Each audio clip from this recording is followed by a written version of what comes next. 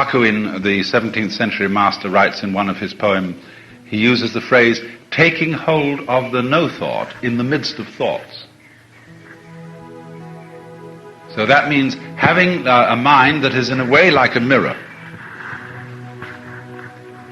Zhuangzi, the Chinese Taoist, said, the perfect man employs his mind as a mirror. It grasps nothing, it refuses nothing, it receives but does not keep. And so the poem says, the wild geese do not intend to cast their reflection. The water has no mind to retain their image. So it is a mind that has no attachments. Now, attachment is a word that has associations in English which doesn't quite give the Buddhist feeling for the meaning of the word.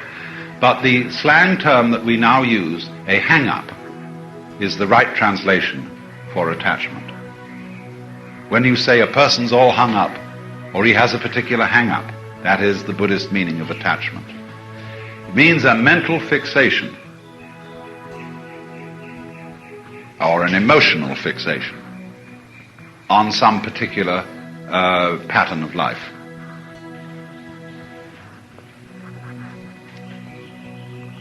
So to get rid of hang-ups, one must first get rid of thinking. After you've got rid of it completely and have thereby revived the background, the mirror, as it were, the mirror mind, then you can go back to thinking, and you can think against the background perfectly comfortably and not get hung up on thinking. And so in this way, you get an extraordinary feeling of life going on as a single process all the time, which doesn't stick.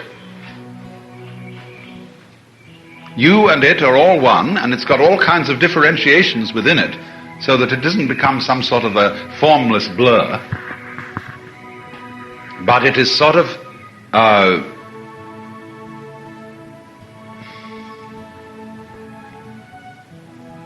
it flows like water.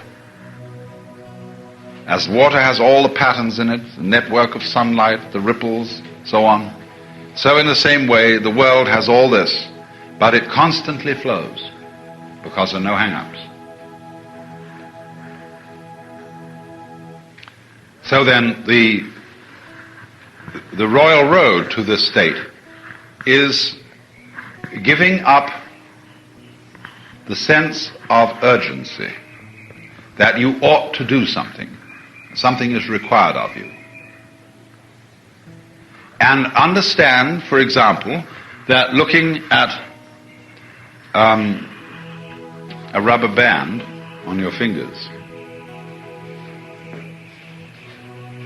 can be quite as important as anything else you can do. In other words, being here at this moment and listening to the sound of my voice without paying the slightest attention to what it means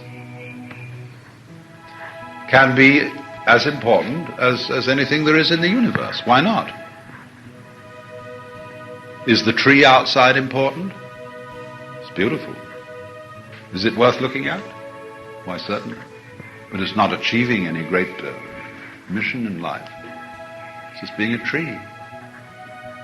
As Emerson said in his essay, I think, on compensation, these roses under my window are not concerned whether they are better than last year's roses or whether next year's roses will be better than they. There is simply the rose. It lives for today.